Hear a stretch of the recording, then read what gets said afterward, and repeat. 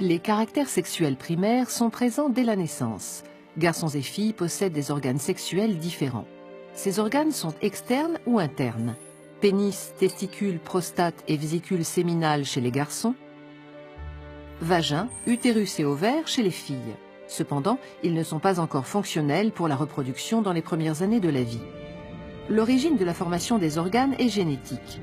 Lors de la fécondation, l'ovule porteur d'un chromosome sexuel X fusionne avec le spermatozoïde porteur d'un chromosome sexuel X ou Y. La cellule œuf qui en résulte et qui sera à l'origine d'un nouvel individu hérite d'un karyotype constitué de 23 paires de chromosomes, dont une paire de chromosomes sexuels. Suivant le chromosome apporté par le spermatozoïde, le nouvel individu sera XY, sexe masculin, ou XX, sexe féminin. On parle de sexe génétique. La mise en place des organes génitaux chez l'embryon est sous le contrôle d'hormones. Elles vont induire la différenciation d'un appareil génital initialement indifférencié vers l'un ou l'autre des deux sexes.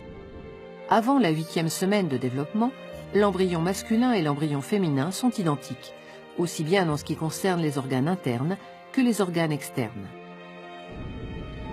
À partir de la 8e semaine de développement, les gonades se transforment en testicules chez l'embryon masculin sous l'influence d'hormones fabriquées grâce au gène SRY présent uniquement sur le chromosome Y.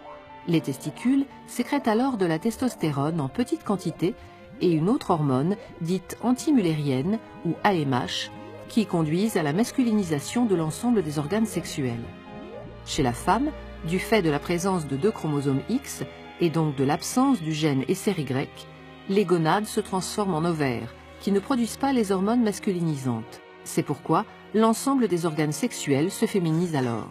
À la puberté, les gonades, testicules ou ovaires, commencent à produire des gamètes, des spermatozoïdes chez le garçon, des ovules chez la fille.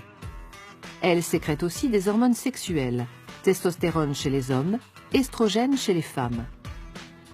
Ces hormones entraînent le développement des caractères sexuels secondaires. Chez les hommes, apparition de la barbe et d'une plus grande pilosité, développement de la musculature, mue de la voix, etc. Chez les femmes, les seins se développent, les hanches et le bassin s'élargissent, une pilosité différente apparaît. Des modifications comportementales apparaissent aussi.